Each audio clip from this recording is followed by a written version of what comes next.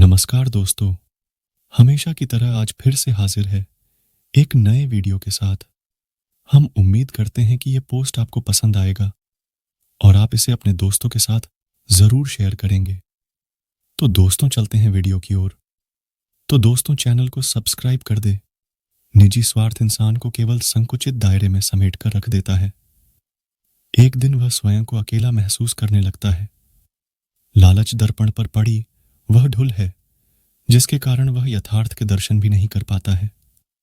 खुशहाल जीवन जीने के लिए जरूरी है कि अत्यावश्यक लालच की प्रवृत्ति से बचकर रहा जाए और लोगों के बारे में भी सोचा जाए, तभी लोग हमारे बारे में सोचेंगे।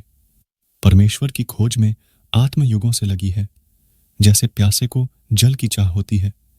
जीवात्मा परमात्मा से बिछुड़ने के पश्चात महाकष्ट झेल रही है। जो सुखपूर्ण ब्रह्मा सतपुरुष के सतलोक धाम में था, वह सुख यहां काल प्रभु के लोक में नहीं है। चाहे कोई करोड़पति है, चाहे पृथ्वीपति, चाहे सुरपति, चाहे श्री ब्रह्मा, श्री विष्णु तथा शिव त्रिलोकपति है, क्योंकि जन्म तथा मृत्यु तथा किए गए कर्म का भोग अवश्य ही प्राप्त होता है।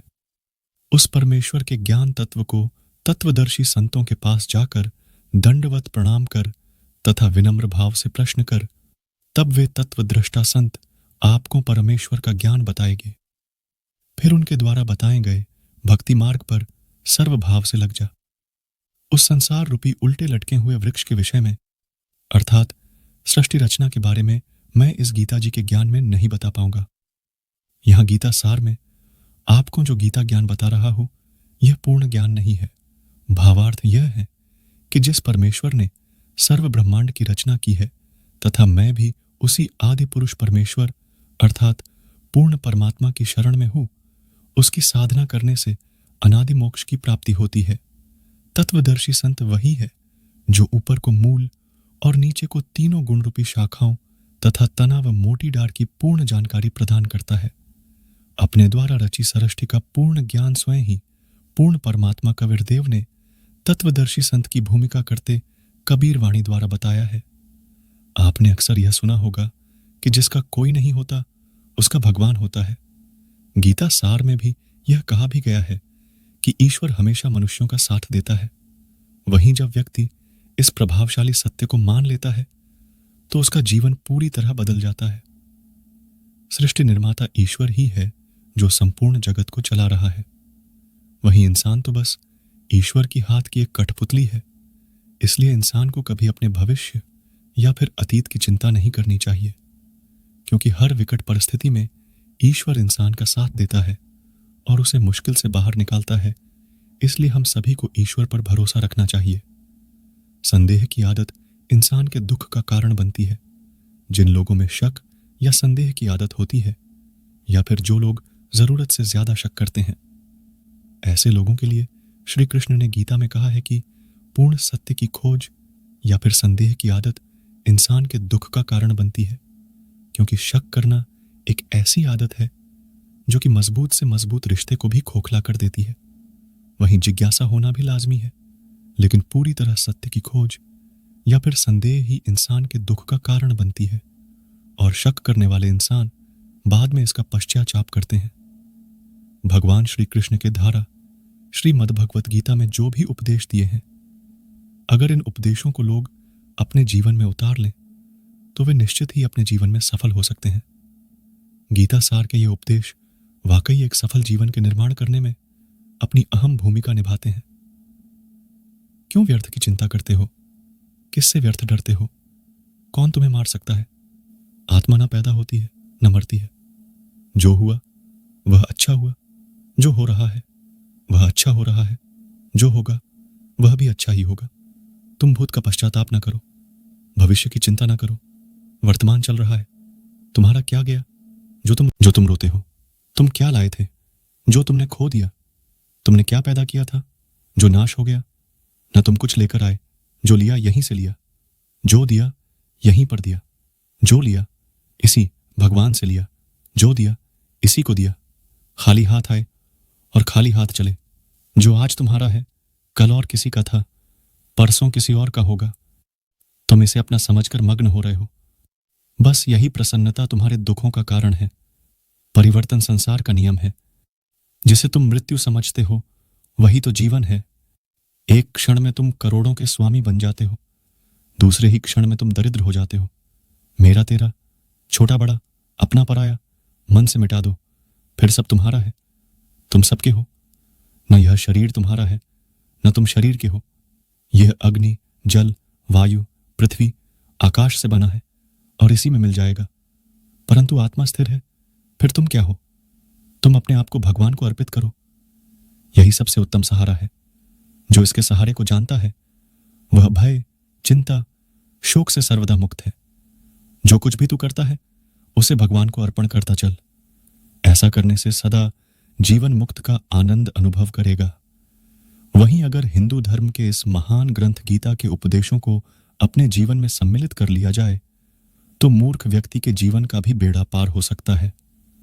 इसके साथ ही इस महान ग्रंथ गीता में जीवन की वास्तविकता और मनुष्य धर्म से जुड़े उपदेश दिए गए हैं।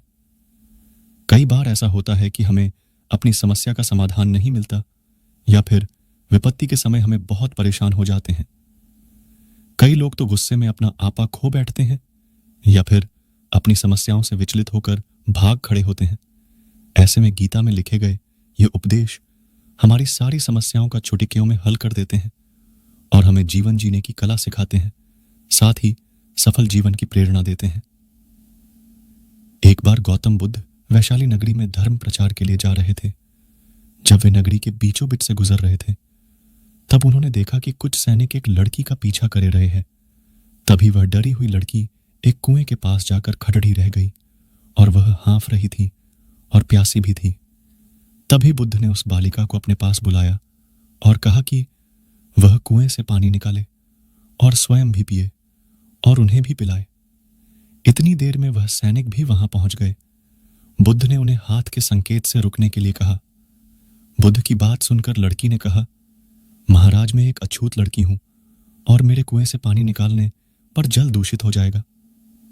तभी बुद्ध ने उससे फिर कहा, बालिका, बहुत जोर की प्यास लगी है, पहले तुम पानी पिलाओ। तभी कुछ देर बाद वैशाली नगरी के राजा भी आ गए।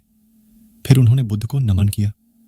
बाद में सोने के बर्तन में केवड़े और गुलाब का सुगंधित पानी पीने के लिए दिया, पर गौतम बुद्ध ने उसे पीने से मना कर दिया। बुद्ध ने एक बार फिर बालिका से अपनी बात दोहराई। इस बार बालिका ने साहस के साथ कुएं से पानी निकाला और स्वयं भी पिया और गौतम बुद्ध को भी दिया। और पानी पीने के बाद बुद्ध ने बालिका से उसके भय का कारण पूछा।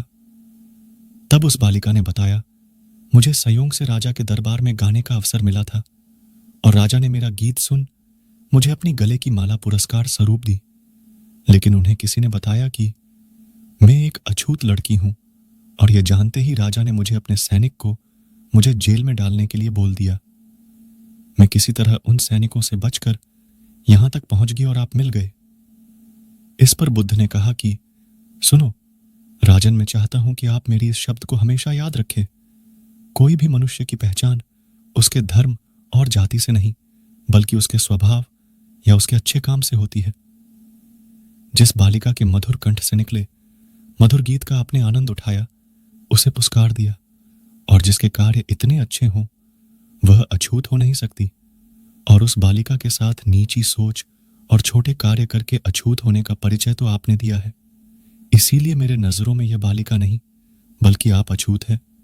तभी राजा बुद्ध के सामने शर्मिंदा होने के अलावा और कर भी क्या सकते हैं। उन्होंने बुद्ध से क्षमा मांगी और वह से चले गए। इस कहानी से हमें यह सीख मिलती है कि कोई भी इंसान अपने कार्यों और कर्मों से बड़ा बनता है बल्कि अपने धर्म या जाति से नहीं। मित्रों, कैसा लगा आपको हमारा यह वीडियो? अच्छा लगा हो हमें जरूर बताएं और अपने दोस्तों के साथ भी शेयर करें। हम आपको बहुमूल्य जानकारियां उपलब्ध कराने के लिए समर्पित हैं। हम अपने इस कार्य में उनके समर्थन और सुझाव की अपेक्षा करते हैं ताकि हमारा यह प्रयास और बेहतर हो सके। मित्रों, आज बस इतना ही। मिलते हैं फिर एक नए वीडियो के साथ। तब तक के लिए धन्यवाद। जय श्री कृष्ण।